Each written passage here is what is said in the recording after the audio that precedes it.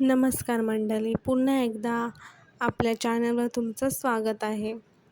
तर आजच्या व्हिडिओमध्ये आपण पाहणार आहोत की माणसाचा स्वभाव कसा असतो, कोणती लोकं कशी ओळखायची, कोणती लोकं गरजेपुरतीच आपल्याशी बोलतात, पुन्हा त्यांच्याकडे वळूनसुद्धा पाहायचं नाही. मनातून एकदा उतरलेली व्यक्ती कधीच मनात परत आणायची नाही.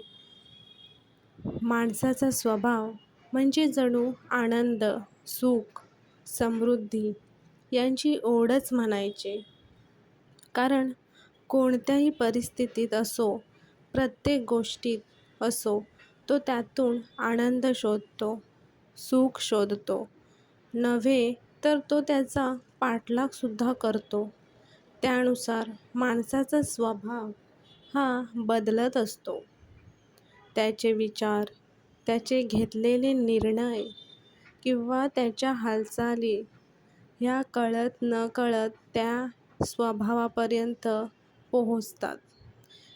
एखादा व्यक्ती त्याची स्वभाव, त्याची ओळख कशावरून आपल्याला समजते? त्याच्या वागण्यावरून, त्याच्या संस्कारावरून.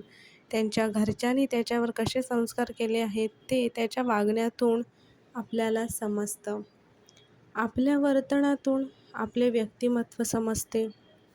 प्रत्येक माणसाचा स्वभाव हा वेगवेगळा जरी असला तरी तो त्याच्या कायत्याने करीत असलेल्या कामांमध्ये अपयश आले तर तो कार्यातून आनंद शोधतो. जर इतरांमुळे मला अपयश मिळाले याच विचारात तो गुरफटत असतो.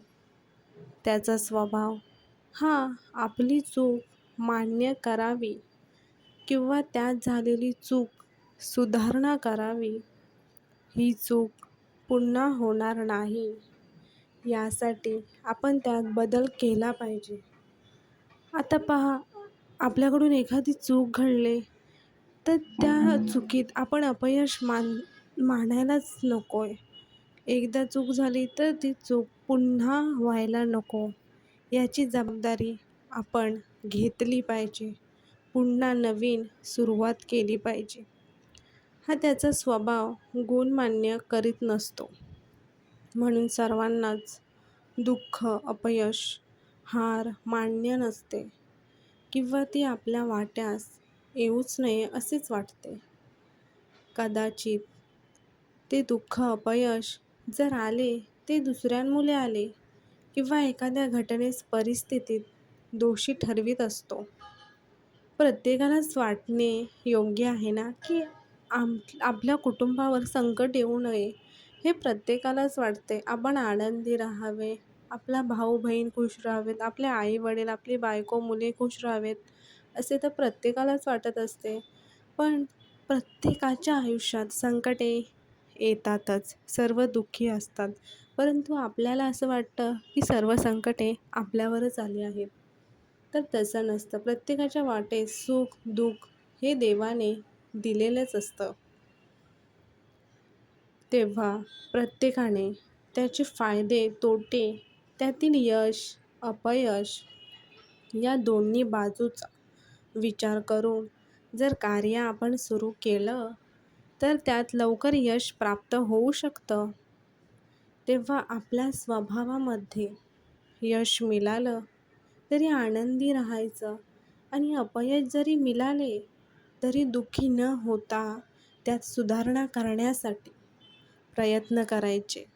हा स्वभाव गुण वापरूनच काम करीत राहावे.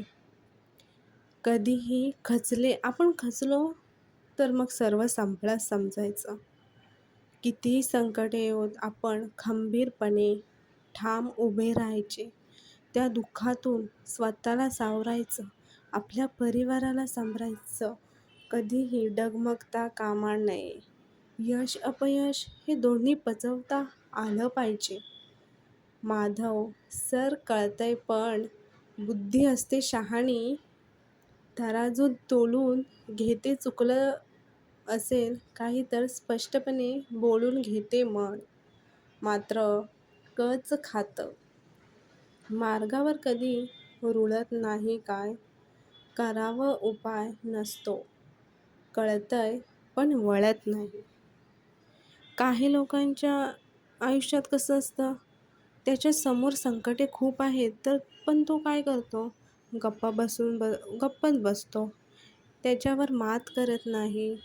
मग सर्वजणी त्याचा परिवार दुःखात कोसळतो. पण असं न करता आपल्यावर आलेलं संकट आपण त्याला सामोरे ठाम उभं राहिलं पाहिजे. त्यामुळे आपलं कुटुंबसुद्धा आपल्या पाठीशी ठाम उभं राहील, ते खचणार नाही. नसतं आयुष्य इच्छेनुसार, हवं तसं घडत नाही. एकदा हा डाव कळला, शहाणा यावर रडत नाही. हृदयाला समजावून सुद्धा सूर काही जुळत नाही. काय करावं उपाय नसतो, कळतंय पण वळत नाही. सुटतो धीर कधी, पूर्ण काही खेळ हरले जातात. काळाच्या अथांग प्रवाहात घाव नंतर भरले जातात. हळव्या जिव्हाळा मात्र सांगून सुद्धा कळत नाही. काय करावं उपाय कळतंय पण वळत नाही. घड्याळ नित्य चालू राहतं, पळणारे जगत राहतात. थकलेले आशाभूतपणे आवर्तन बघत राहतात. नुसतं कुठं राहणाऱ्याला जग काही कळत नाही. काय करावं उपाय नसतो, कळतंय पण वळत नाही. प्रश्न पडतो कधी कधी, चुकतं सर्वच की काही मनी ओढ किनाऱ्याची नाव मात्र भरकटत राही. गरज असली तरच प्रयत्न आपलेपणाचा, गरज संपली की प्रयत्न दुर्लक्षित ठेवण्याचा. काही माणसे तशीच असतात, जेव्हा त्यांना आपली गरज असते तेव्हा आपल्याशी गोड बोलतात, आपल्यासोबत राहतात.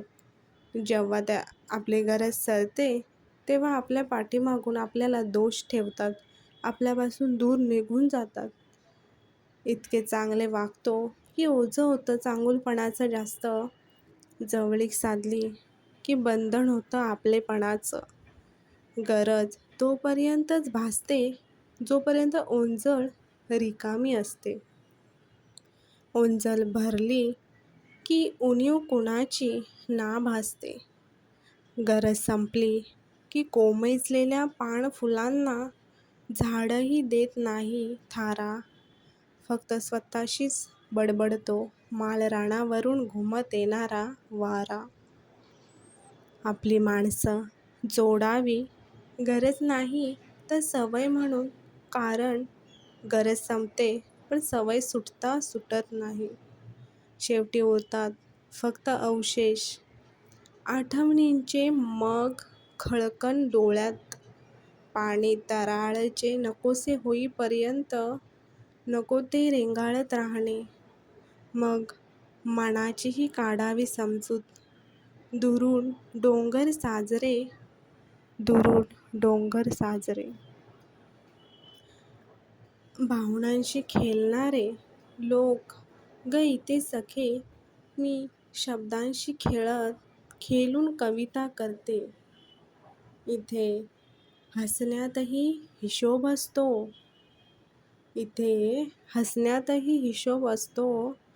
माझी ओढ मात्र निखळ मनाने उतरते.